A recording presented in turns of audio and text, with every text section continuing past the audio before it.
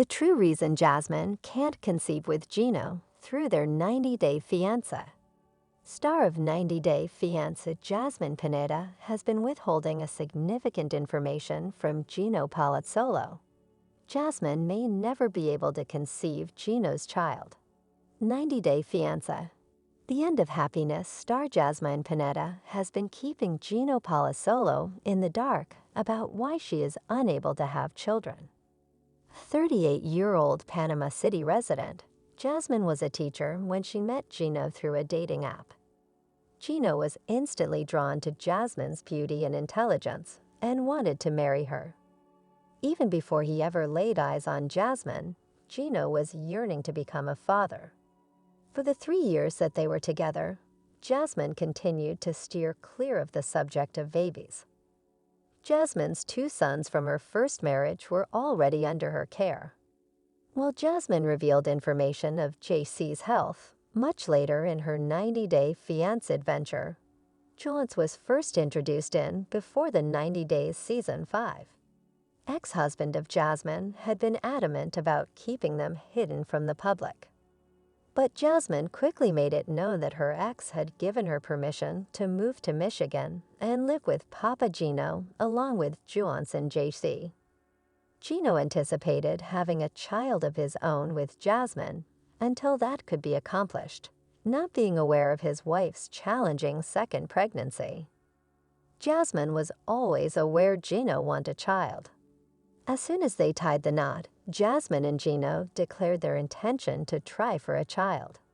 In 90-Day Fiancé, Happily Ever After, Jasmine's plot began when she asked Gino to swallow 3 of his blue tablets so they could begin having children. Jasmine was more concerned with getting her own children to the United States than she was with giving Gino the child he had always desired. In the first episode, Jasmine brought up the subject of moving into a larger house while she and Gino were camping. When Jasmine mentioned that his existing house wouldn't be big enough for them and her 2 kids, who were traveling to the United States with the baby they were potentially trying to conceive, it raised Gino's hopes. Given that Gino was unemployed at the time, Jasmine was manipulating him and using the baby as a ruse to encourage him to purchase a home beyond his means. Jasmine expressed to Gino her desire to move into a larger home immediately, rather than waiting to become pregnant. But Gino seems to be able to see through her falsehoods. Gino informs Jasmine that she would have to conceive first. Gino was ignorant about Jasmine's prior pregnancy issues, she said to the cameras. Jasmine acknowledged that she ought to have told Gino the truth right away, but she chose not to. Jasmine was aware that Gino's inability to have a child was one of the reasons he and his ex-wife Denise had to file for divorce. Jasmine stated that she was afraid to inform Gino that she might not be able to conceive in the future. Jasmine had problems with fertility. Jasmine was certain that Gino would be devastated if she told him about her issues. After making love, Jasmine said to the cameras that Gino gave her his fish. Since Jasmine was ovulating that day, she said it was good. Jasmine, though, claimed Gino believed she may become pregnant right away.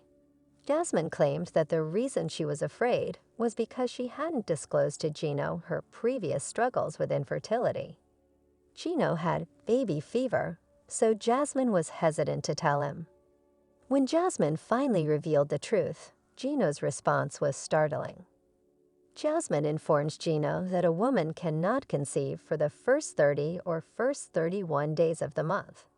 To increase her chances of becoming pregnant, Jasmine devised a chart in her notebook that indicated the number of times she needed to try making love to Gino.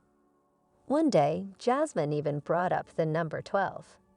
Gino questioned Jasmine about her certainty that she wasn't exaggerating. Gino wished to avoid panicking and maintain a natural atmosphere. He desired a natural progression of the process. Gino made an attempt to convey to Jasmine that he opposed coercing women into having children. Jasmine disclosed that she struggled mightily to conceive her son, Jay. It wasn't just like, "Oh, that happened," she continued. Gino was informed by Jasmine that getting pregnant required hormone therapy. Jasmine said that she had always known Gino wanted children of his own, but she was hesitant to tell him that she had experienced infertility prior to their meeting. Jasmine's marriage to her ex-husband was impacted by her infertility. Jasmine would not stop talking about how difficult it was for her to conceive. Jasmine's relationship with her ex was being taxed by the circumstances. She was afraid it would also have an impact on her relationship with Gino. Jasmine felt it was time to be completely honest with Gino now that they were actively trying to conceive. In order to keep her pregnancy going, Jasmine needed to have an injection every day. Given that Jasmine was still in her 30s, Gino asked her not to worry. But Jasmine pointed out to Gino that she had aged significantly since having her second kid. Gino reassured Jasmine that things will work out. Gino thought that things would work out organically and that Jasmine might become pregnant at any time. Jasmine felt glad that she had confided in Gino. Gino was polite and kind to her despite her nervousness about admitting to her new husband. Gino wished to reassure Jasmine that all will be well in due course. Jasmine's second child had special needs from birth. When talking about her challenging pregnancy, Jasmine brought up her younger son, JC, who was born with special needs. According to Jasmine, JC lacked a verbal language. Jasmine talked on the difficulties she encountered as a parent of a child with special needs, including the very mean and intolerable behavior from others. Jasmine was concerned that her second child might not develop normally. She talked about how, as a mother, she had to deal with the looks and stares, especially in public places, even if JC was unaware of how people treated him. Jasmine's battle to see her sons again in America. It was revealed to Jasmine in the same happily ever after episode that she would not be seeing her children for some time. Gino had submitted Jasmine's K-1 visa application on his own. However, he omitted Juan's and JC's names from the fiancé petition. Gino had misinterpreted the procedure for filing. The immigration specialist advised Jasmine and Gino that it would take about 2 years for the children to arrive in the United States after they had to review the immigrant petition. Jules and JC would have been in the United States 6 months earlier if Gino had included them in the petition. Jasmine was informed that she could go outside of the United States, but it would often take her 8 to 12 months to do so. Jasmine is having trouble getting back together with her mother, who has also been ill and lacks the money to receive appropriate medical care in Panama. Her problems are not limited to her children.